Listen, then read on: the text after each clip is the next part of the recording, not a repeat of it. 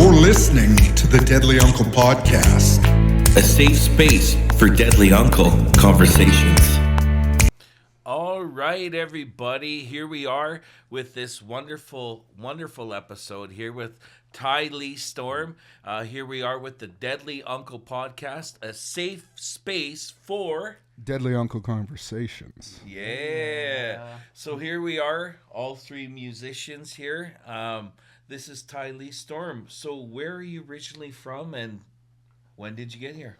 I am from the Blood Indian Reservation, Kainai, and I moved to Calgary about 3 years ago and just started my musical journey.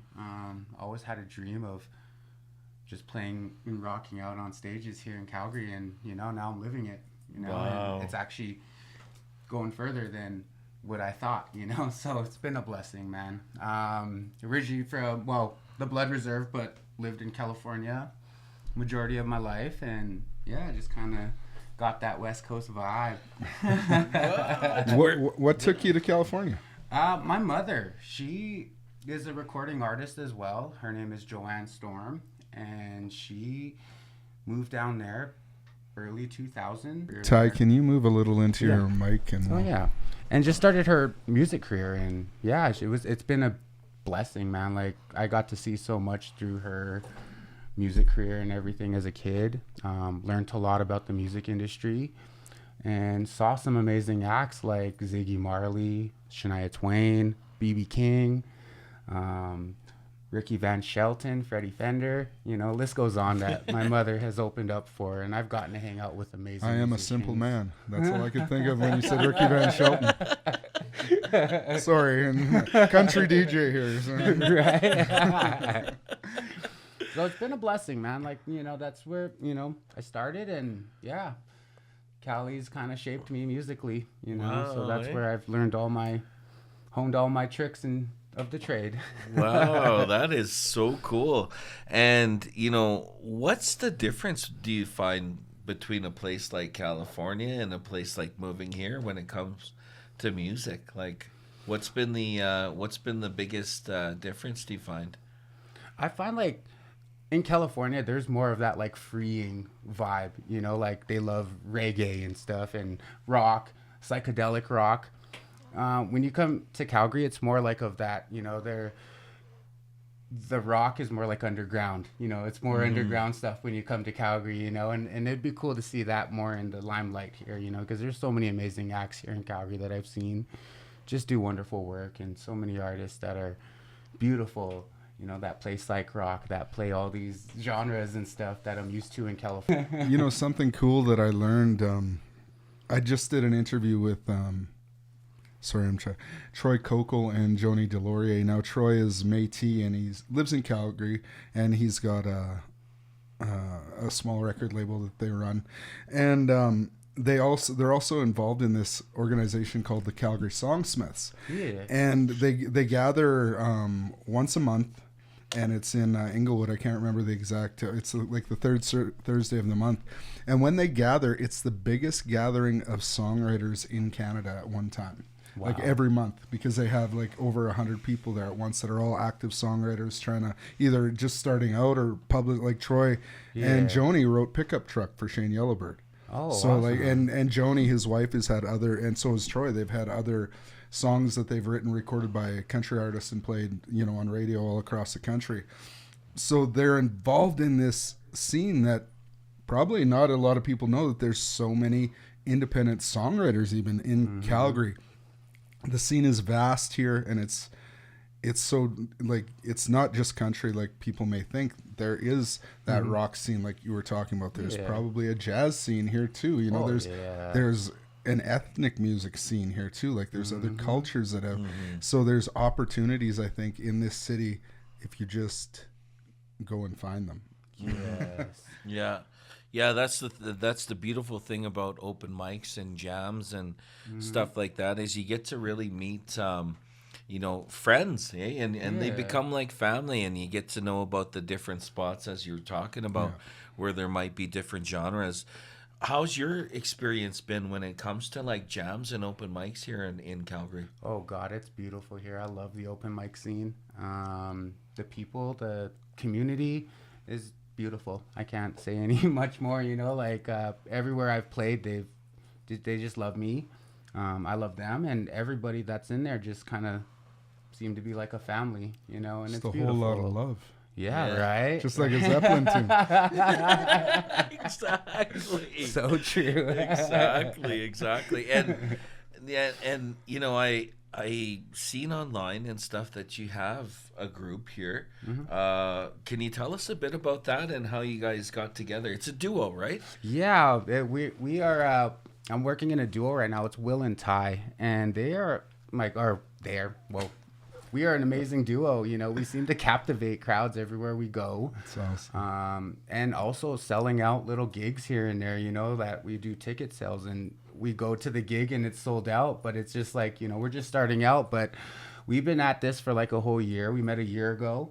I met Will Big Bull, and he's an amazing singer, and he was doing his own thing. And when we started, it was just like, we had to work together, you know, when you meet somebody and it's like, oh, you know, you feel that good connection, right? Like, and so we started working together and made beautiful music, and now we're in the studio, and I think we got about 6 songs complete for nice the EP. original songs. Original. Nice. We have a song about to come out called Sweetgrass, and that's so beautiful, touches the heart, and it just like talks about everything that we're going through, you know, like, but it just brings light. You know, so hopefully we can be that voice for the voiceless, you know, when our stuff comes out, you know. So that's the ultimate goal. We're working with an amazing producer, Trey Mills.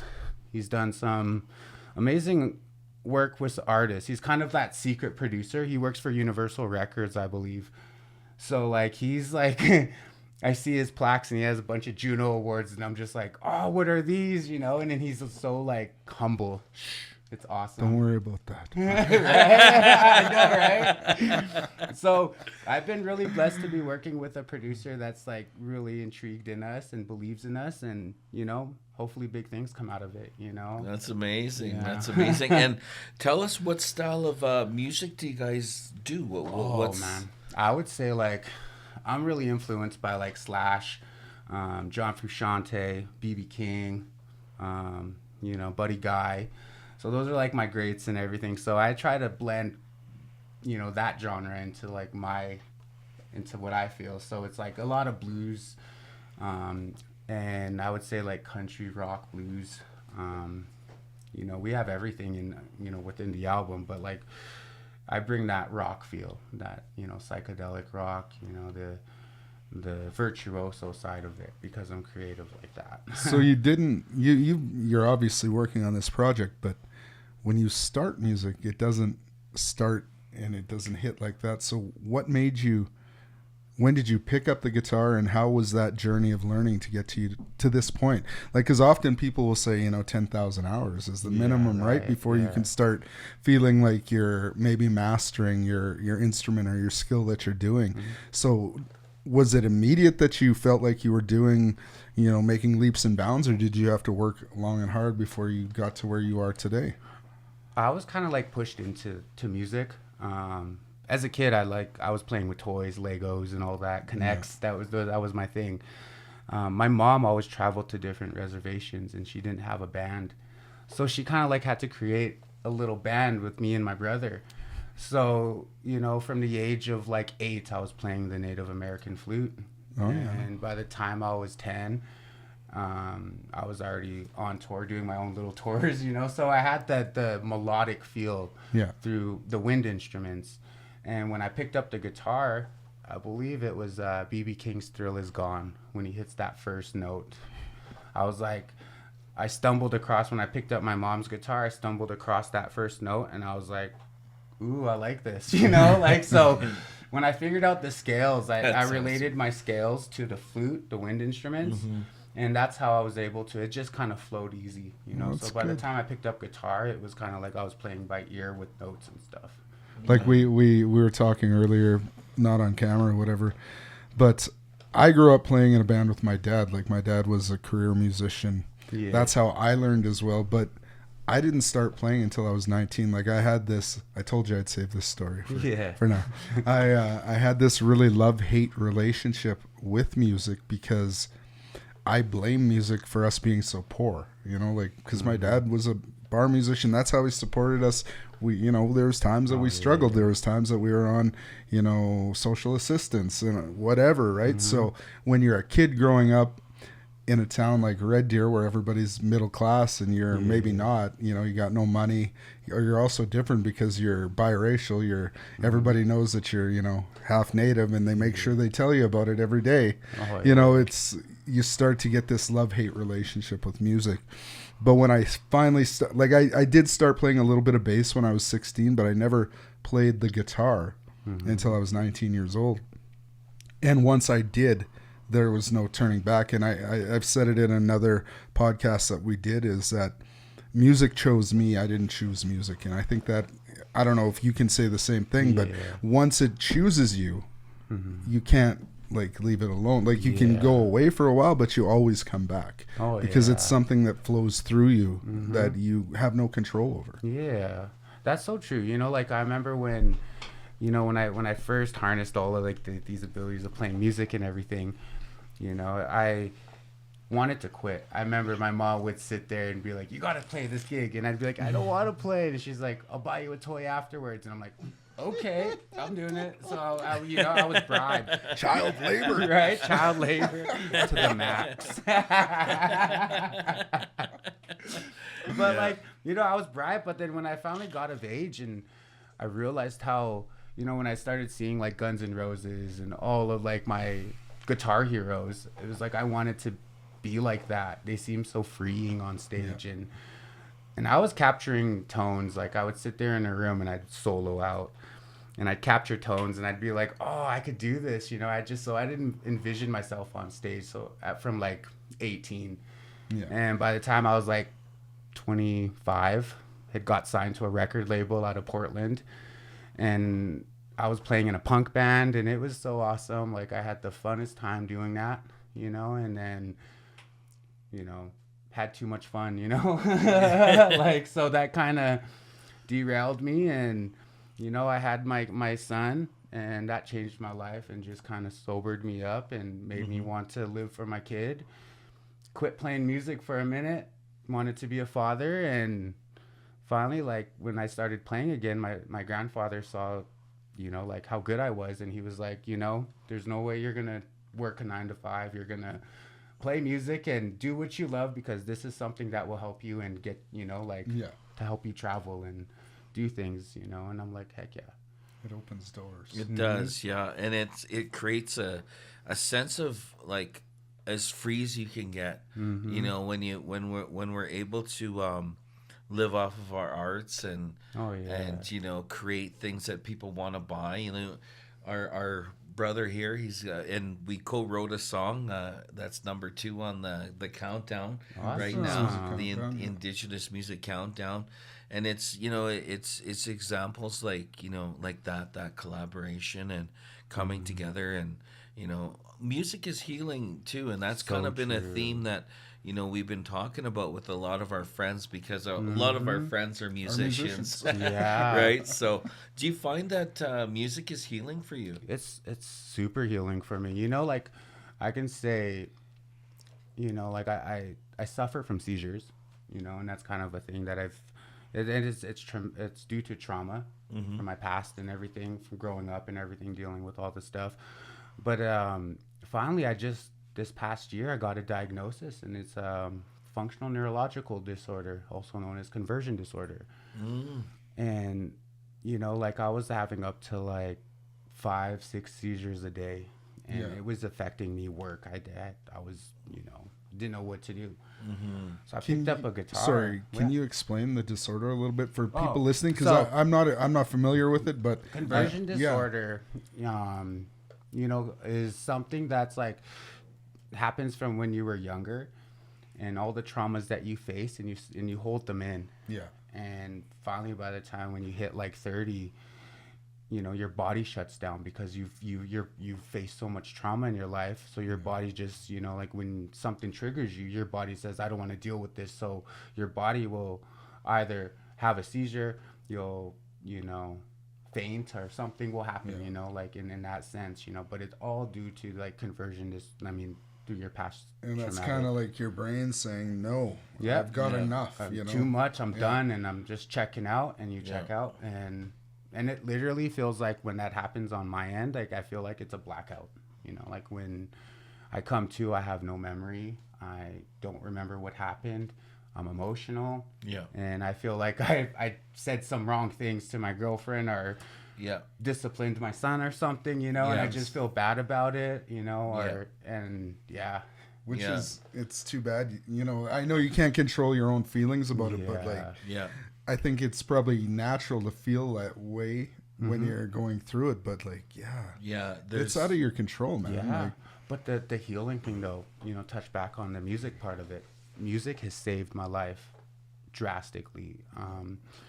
Since I had the diagnosis, I started playing gigs more, doing what I can slowly, and that has healed me. And my seizures, man, I haven't had a seizure in like maybe months, because I've been playing so much music and doing things that I love, and such a blessing, and I'm just grounding myself. It's important to take time for yourself and heal yourself as a person, because it's important. You don't want to suffer through seizures in the later, And it's okay to be able to reach out and ask for help, and that's kind of what we're trying to normalize here for people to say is like, mental health is important. Because we all grew up, like, I don't know how you grew up, but I know that me and Curt and I grew up, we were always told, don't cry, don't do, this, and you respect your elders. And, don't ask for help. Right. Like that was the big. It's a sign of weakness from where we come from. We know it's not. It's not a sign of weakness. Right. Everybody. No. If you need help, ask for it. There's resources for people out there, and we need to access them more and not be afraid to do that. Yeah. And for us as men, just men, but especially Indigenous men, it's okay to be vulnerable. It's okay to have problems. It's okay not to be okay. And it's okay to. Well, I know you saw this TikTok. I'm doing a project. I got a grant to record 10 songs of my dad's, and he just passed away in April. So the whole project's been really emotional, right? Like I'm going through these songs are songs that basically inspired me to want to do music, right? It all stemmed from these little cassettes, but I went back to where I grew up, walked around, did a TikTok, and I did one in my car, and I almost started crying, you know? And then I was like, well, I can't post this, and I'm like, fuck that. This is what I'm going through at the moment, and it's being real. And I think when we want to connect with art and in life, we need to be real and let people understand that we're not perfect. We're gonna feel a certain way sometimes. Emotions are gonna take us over. We might get angry at the wrong time. We're human, and it's okay. It's not okay to be angry at people, but it's okay to accept those emotions as they are and try to find ways to deal with them in a good way. That's so true. Like, especially as for me, I find it so hard as a man to express myself, and I'm learning that, I'm seeing a therapist, and, the mental health in that part, it's okay to feel these different emotions, but it's just, properly expressing is what I'm learning. I've been to therapy before too, and I think it's good that we're in a place like in the 90s when I was growing up. I would have never told anybody that I've been in therapy. Right.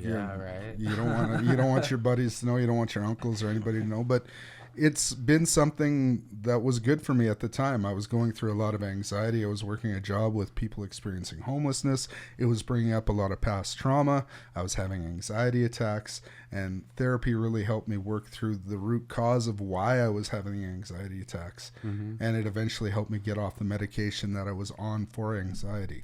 So, I mean, if I hadn't reached out and hadn't tried to get help at that time, I might have still been stuck in addiction, like drinking, doing harder drugs, and but because I was able to accept that some things we can't control and some things we can't understand. Like, we don't necessarily understand why we're having these anxiety attacks, but I can guarantee you it probably has something to do with what you witnessed or you went through when you were younger, right? And you're experiencing something that's bringing mind back to that point, and it's causing that equilibrium in yourself to like go like this, and that's to me that's what an anxiety attack feels like. It feels like everything's vibrating, right? Like you're just trying to get back to like grounding. For me just to ground yourself and just be like, okay, it's okay, like.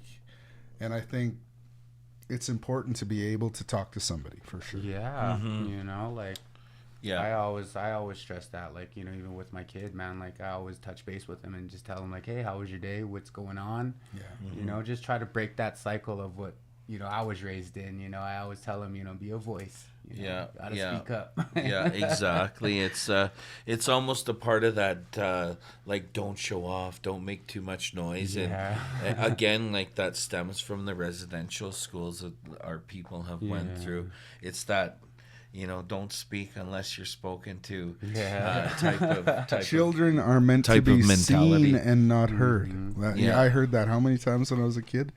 Children are meant to be seen and not heard. That's essentially taking away your voice. Like, especially like when I remember, like, personally trying to show like my family something, and they're like, don't be a show off. Exactly. And I was like, and I was crushed, like literally crushed, because I wasn't trying to be a show off. I was trying to show them something that I thought was cool that I figured out. But and it's just you know what was hard? Trying to promote music with my dad, who was a residential school survivor, who was told his whole life not to brag. And promotion to an older generation is like you're boasting about yourself, right? So you know, we probably never got to a point as a group when we were playing together as we could have, because he wouldn't allow me to do promotions and, like, you know, talk about what we're doing to a lot of people, because he's like, you know, if they want to come see us play, they'll come see us play. You know, like, we don't need to be telling everybody about what we're doing. And you know, so it was a struggle for me too when I first moved away from playing with my dad, and I still struggle with social media. Like, it's like, look at me, you know, and that's something that I was always taught not to do, like shine attention on yourself, right? Like, nobody, like, and I got in trouble just even talking about my grades before, because one of my aunts got upset and thought I was bragging, you know, that I got straight A's or something. So it's like, we get these mixed messages. Well, we did. And I understand what it's from. Like Curt said, it's that intergenerational trauma that, you know, that was kind of pounded into them when they were in school, right? Like, don't do this, don't do this. Everything was don't. It was, and that's not our people's way. You know? Not traditionally anyway. Definitely. No, it's what it was figure it out. You know, you're gonna figure it out. Just like when your auntie said, don't run too fast, and you ran and you fell. Did you catch it? Good for you. Good for you now. Hurt. How many other people say that to their kids when they get hurt? Good for you. I told you not to do it. I always got do it again. Totally. No, and you know, it's you know, that's what I think caused a lot of that trauma. But at the same time, even though, like, no matter what our people went through, there was always that you know, that laughing, you know, we always have that bugging, you know, even if it's like at the totally most inappropriate times and stuff. I think it's our way of healing. You know, laughter helps you release those negative emotions, right? That's how I see it anyways. Like, if you're going through grief and, you know, things happen, and there's this one thing that I'm not going to tell the story, but my sister told a joke right after my dad died. It was pretty inappropriate, but we all burst out laughing, right? So but it was just something that had to, you know, it was just something to lighten the mood. Like, you're sitting there and, you know, you're all experiencing this mass amount of grief, and just that one comment, you know, it kind of lightened it a little bit for everybody, you know. So it's important, right? It is important. That's, you know, it's so important to, you know, it's just like music is our healing, laughter is our medicine. And you know, I know that you are working with some youth as well. Can you tell us a little bit about your journey and working with the young ones? My journey started when I worked with my mother, and we went around and played music I was her musician, but on the side, I would go to juvenile facilities in the U.S. like Arizona, Scottsdale, and I would talk to the youth there, play music for them, and sometimes, I would just give the love, show, like what it is like when you think positive, because I had a rough past growing up. So growing up around here in Calgary was really hard, and now that I moved back here, I want to do what I was doing in the States, and like talking to these youth that were troubled in correctional facilities. But I want to talk to the youth here within the communities and let them know, like, hey man, like before you get to this point, where there's trouble, there's so much good that happens, and you just got to think positive. So my goal here is to work with the youth and just inspire them through art. I make necklaces. I do crystal necklaces and everything. So I'll bring crystals to them, and just, because a lot of the youth there are kind of like into like crystals and rocks and stuff. So I'll make crystal necklaces with them and just kind of talk to them and share stories and just kind of tell them I'm here, like there's help. There's role models around that will help you get out of the struggle, And you play guitar with them, and you're doing some music stuff with them? Yeah, I'm actually right now, I did some work yesterday with the Gakimat Youth Center or youth group, and I was teaching them how to, like the basics on recording and how to start a band. Nice. And telling them the ins and outs of like, playing in certain establishments, and also, most importantly is having the mental health and being sober when you're doing this, because that's the most important thing, because you could lose everything, and also failure is okay. Because I failed so many times doing what I'm doing, and man, like, I look back and that's just my blueprint of like what I should do next, like the proper moves I should make and everything. So failure is okay, everybody. That's right. Can you share some like maybe strategies or tools you use with your own mental health to like keep yourself feeling healthy, especially when you're doing all these different things? Like how do you maintain that for yourself? For me, man, I'm an elder at heart, man. Like I'm like probably 80 years old, because I wake up at like 3 or 4 and I pick up a book and I read. Reading grounds me so much. I read biographies, music biographies, treaty rights right now I'm reading, and I make necklaces.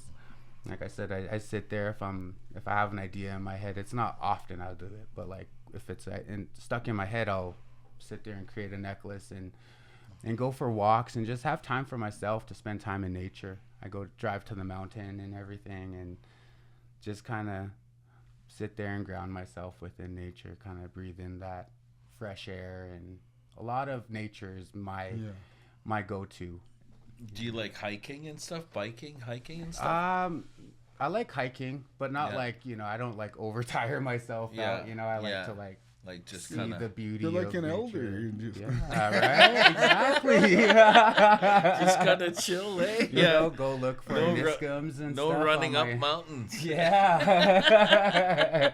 Now, is that something that you developed, because you said you did struggle with alcohol before? Is that something that, as you were getting clean, is that something that you developed, those strategies to help? Yeah, as soon as like I said, I was heavy in alcohol and drugs and everything, but like as I started figuring out sobriety, it was culture. I got connected with culture, and from there it just opened doors. It was nature, do things, like walking a path of our old ones, how they would walk, and I try to follow that. And it's hard. It's a hard walk, but like it's peaceful. It's beautiful. Once you kind of get the groove of things. And walking is such a powerful thing too. I think people forget often that all this anxiety and stuff we feel is because we stop moving.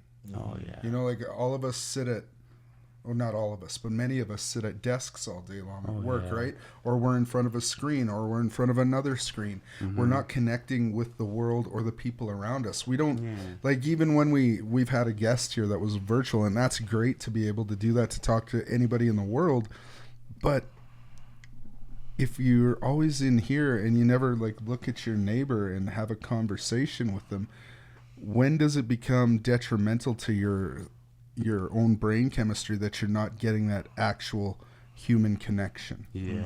Right? Or that actual connection to nature. Right? Because if we're always inside, always in these virtual worlds, and in, for lack of better terms, we're losing essentially who we are. And I'm just spitballing this in my own brain right now. We're essentially losing who we are as human beings, you know, because that connection with each other is, I think, one of the most integral parts of being a human, right? Is like being able to have that connection and being able to like just look into somebody's eyes and understand. You know what I mean? Like you don't even need to speak the same language. You can look into somebody's eyes and you can almost see into their soul sometimes. If they're open to it. You know, like, so it's, I think a lot of us are missing that nowadays because we move so fast, and we're not meant to move so fast. Like I just watched a documentary about the We Are the World song that they did, where they put 50 artists in one studio in one night and did all this, and they were talking about how long it took to just organize it because there were no cell phones, there were no email. The guy that organized it said that he had this big suitcase that was all Rolodexes, and that's how he kept everybody's contact information, and that's where he knew everybody's manager, and that's how he organized the whole thing. And it took, you know, months to get people to start agreeing to it, because you couldn't just send somebody a message on your phone and say, hey, I'm doing this session, can you come and do it? It's like you had to reach out to their manager, who had to reach out to them, and then they had to get back to their manager, who had to get back to the you. band office. It sounds like government or something anyways. And to all you uncles listening, you actually had to walk up and approach a female or someone you're interested in. I mean, nephews. And talk to them, or nephews, and actually say, hello, how are you? My name is so-and-so. And when you wanted to make a phone call, I'm like, if you wanted to make a phone call, you had to go 3, 4, 3. And I may be dating myself here, but I didn't have one of those push button phones until I was like 16. So mine was like passing notes: is do you want to date me? Yes or no? Circle one. Do you like me? Now it's inbox. Hey baby, how you doing on inbox? It's so easy. Come on, guys. Up your game, boys. Yeah. In the old days, you had to be a brave person. A couple times I went up and tried to talk to girls, and it was just like, oh God. Well, it happens. I got denied so many times. It's a numbers game, right? It's okay though. It's okay, everybody. Yes, that is true. Well, we've been doing all this talk about music, and why don't you play us a song? I mean, we haven't had anybody play anything on the podcast yet, but that would be great if you want to play. You guys an instrumental. Sure. Beautiful. Do you want to maybe just bend your mic down so it kind of points at the... There you go. Yeah, that should be good. It sounds good in the headphones.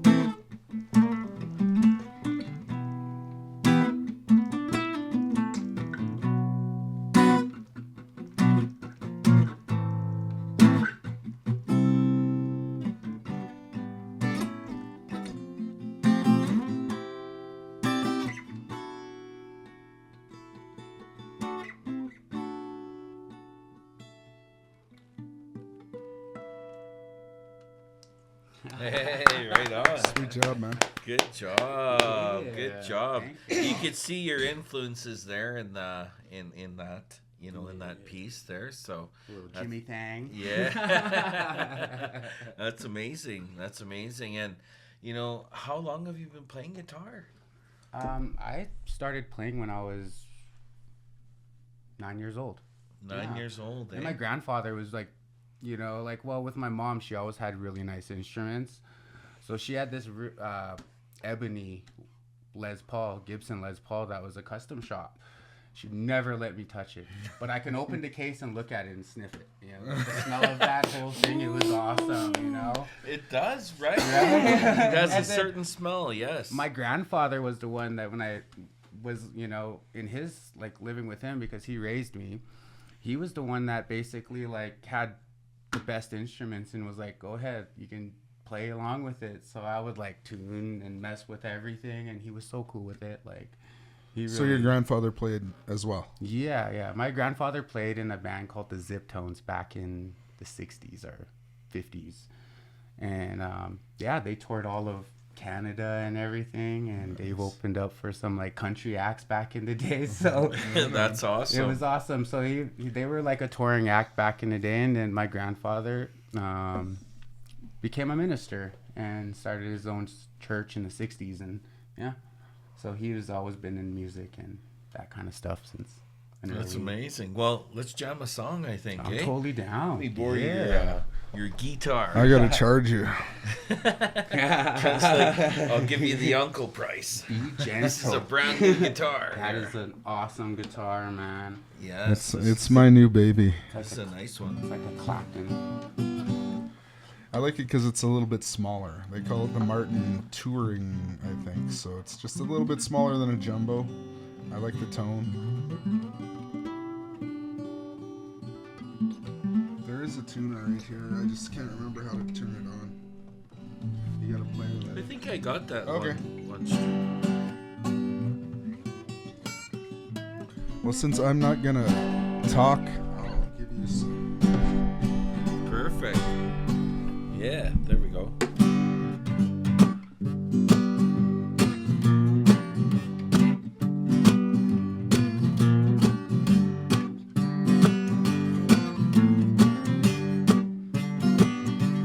I'm a wild tornado. I'll blow all your houses down.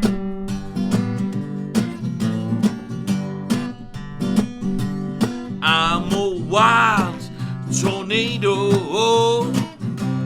I'll blow all your houses down.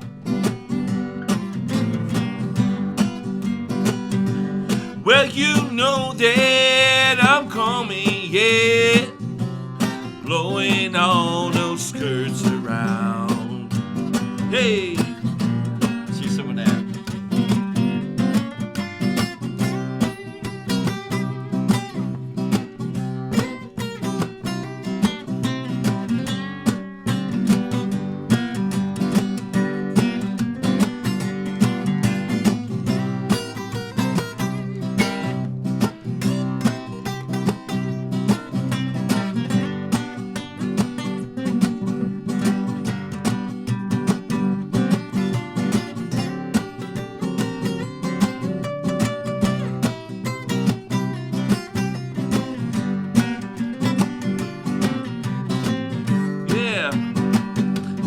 I'm a wild tornado.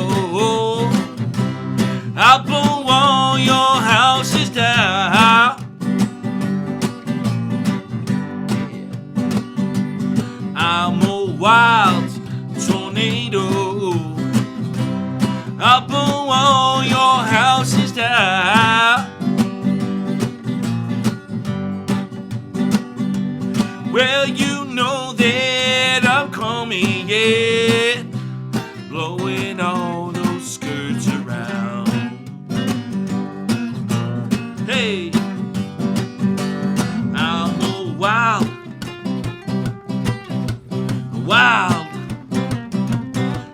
tornado, yeah.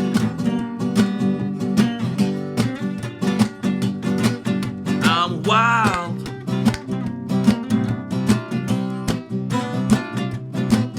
tornado, yeah.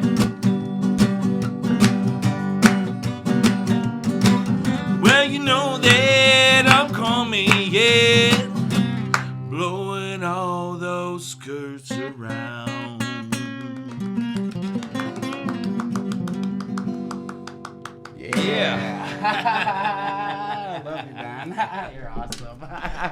Well, I'm gonna play a song now. You Yeah. guys can't play without me.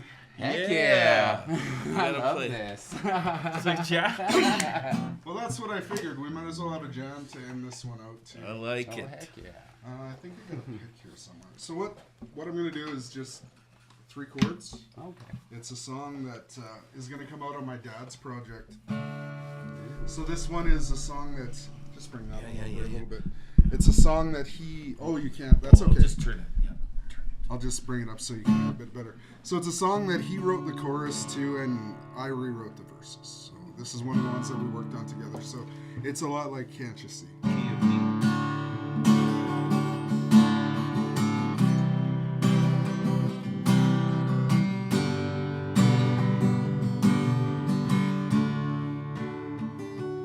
Too much hustle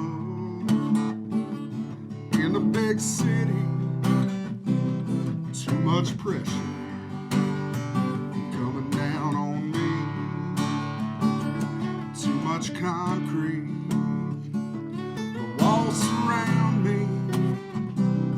Too much love in this heart of mine. A little bit of tree line, a little bit of muskeg, a little bit of foothills in this city boy's eye. A little bit of mushroom left inside me. A little bit of me under the northern lights. Hey, mountain man, we'll get together anytime we can.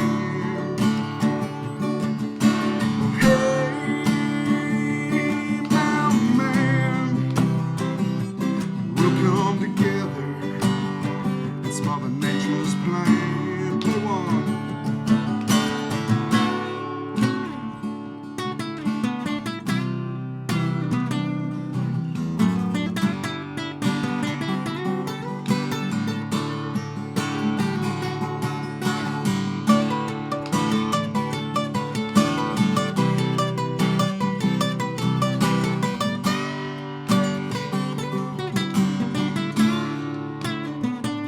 The spirit inside me longs for freedom, and this might be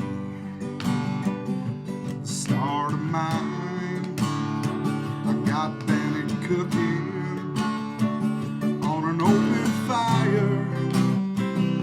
The sundog sparkles in the morning light, watching the sunrise over the mountain. It brings back memories of my childhood times. Kokum and Auntie taking care of me. Mama got lost in them big city lights. Hey, mountain man, we'll come together anytime we can. I said, hey, mountain man, we'll come together.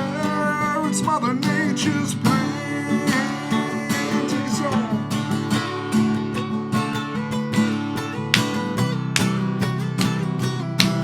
Woo!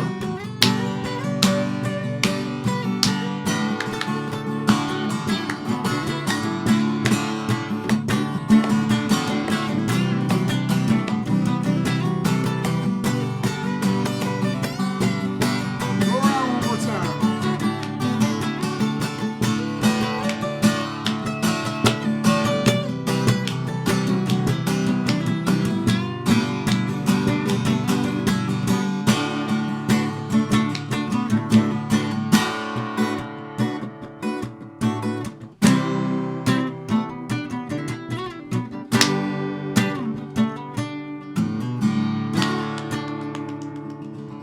Yeah. Sweet brother. Yeah. That was Love it, man. awesome. What a wonderful way to end this awesome episode with Ty Lee Storm, one of our wonderful guests here. He's doing wonderful things with the youth. And one last thing we're going to talk about is my brother here is on his weight loss program. And my other brother that's right. here We were talking lost. about that. How much weight did you lose? Pull your mic up just a bit there. Yeah, let's talk about that for a second before we end this off. I was 307 pounds, and I got down to, at my lightest, 174 pounds. That's awesome, man. When I was, when my dad passed away, I realized that, health is important. Mm-hmm. And I went and I've struggled with my weight my whole life. Like I said, I've been over 400 pounds before. Yeah. I went and got what they call gastric sleeve surgery. So it's bariatric surgery, and it made my stomach smaller. So it was a way to help me be able to portion control and to put my health first. And a lot of people in the old days wouldn't talk about that either, but I did it consciously. I paid for it myself. I went to Mexico and got it done. And I went since I've been in Calgary since May of last year, I was 375 pounds, and I'm about 308 pounds right now. My goal is to get to 250 anyways, so halfway there, but it's like, you got it. Your health is your wealth. Remember that, everybody, whether it be mental or physical, and it's something that we have to take control of.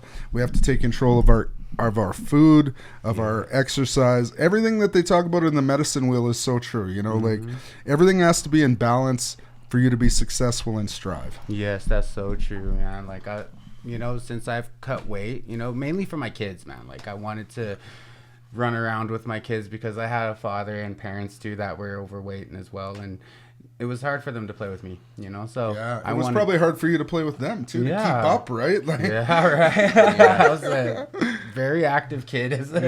So now my goal is to keep up with my son. It's so hard. Oh my God. It's well, that's what I meant. It would have been hard for you to keep up with him at that size, right? Yeah. And how did you lose the weight? Like I said, nature. I started walking. Well, I lived in California, so when me and my dad would go, he would go to the redwoods, to certain ceremonial sites and stuff, and we would camp out there. We'd sometimes spend a month out there, and we'd sit there and fish and catch whatever's from the earth, and we would spend a whole month. You'd gather herbs, and that goes back to what we were talking about before the podcast. Like, so many, obesity is an epidemic in the Indigenous community, and it's a lot of it is because we can't afford to eat what is real food nowadays.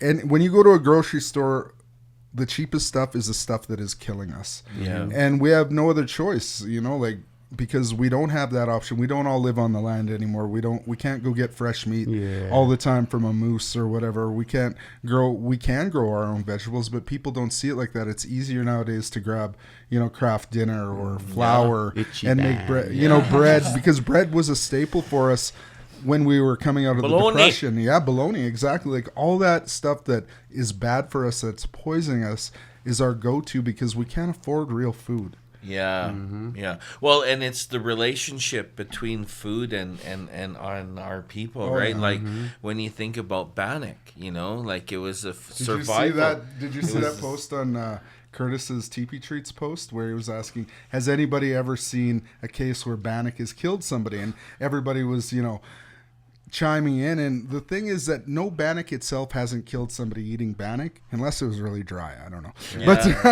but the ingredients in bannock are definitely what is killing our people. Well, it's what it is it's a survival food. It was something that was given to our people to survive off of once we were rations. Put on reserve. It's like rations, like my dad talks about rations, right? Back in the day, like they all got click. That's why some of our old people won't eat click, because my dad said after the war they had all this click meat and they just gave it to First Nations people, and that was part of their staples, or lard, like they'd give us lard. My dad said they used to get margarine that would come and it had no color, and it would come with a dye pack, and they'd have to put in the dye pack to mix it all together to make it look like the margarine you buy in the store. But those are the rations that our people got, right? We got the stuff that they were no longer giving to the military, right? They're like, okay, here, the war is over, you guys can have this. I remember we were getting that in the States when I was like early 2000s. We were living in Tacoma, Washington, and the Puyallup tribe there, my adopted uncles said like, hey man, you're a tribal member too. You can get our rations too. They call it commodity food. Oh, okay. And commodity cheese is my favorite. I love it. I don't know what's in it, but it's amazing. Is it really cheese? Exactly. I have no idea what it is, but it's amazing. If you guys haven't tried commodity. I think we a lot of us grew up on No Name Yeah. too. Yeah, no The name, yellow President's stuff. Choice. Yeah. The only thing that I wouldn't eat No Name was No Name cornflakes. I'm sorry, I Yeah, couldn't do it. yeah, They got there's so soggy. too many Oh, crunchy God, right? things in there. Yeah. Do it right. But Taya, it was great, like kind of learning more about your journey and meeting you. It's cool that I got to know somebody else that is like a third generation Indigenous musician. My grandfather Awesome. was a fiddle player and played in like German polka bands in the 1930s and stuff, you know. And then my dad was a barroom nightclub entertainer for 50 years, and it's still running through me. And hopefully, either my sister, I don't have any kids, so hopefully one of my sister's kids or my brother's daughter will take this on, and we'll keep this tradition going in our family, right? Exactly. It's healing. It's beautiful. It's awesome. Yeah. Thank you guys. Right on. Ty, you're definitely a deadly uncle. Yeah. You're listening to the Deadly Uncle Podcast. a safe space for Deadly Uncle conversations. Coming up on the Deadly Uncle podcast.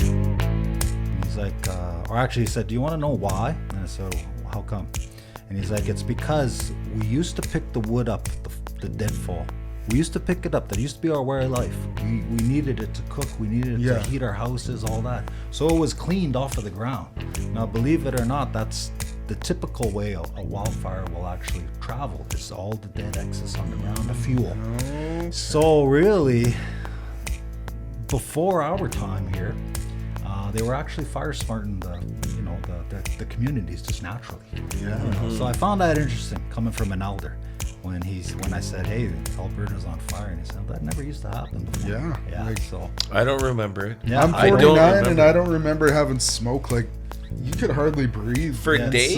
For like I don't months, remember that. Like August August in itself would be just smoked out. I remember one day in Calgary last summer, like the pictures all over the internet, like you can't, it's orange. Like, there's smoke everywhere you can. Looks like Pluto or something. It was insane. And that is funny that you say that, like, because we've gotten away from our traditional way of life, you know, when we forgot about the importance of that.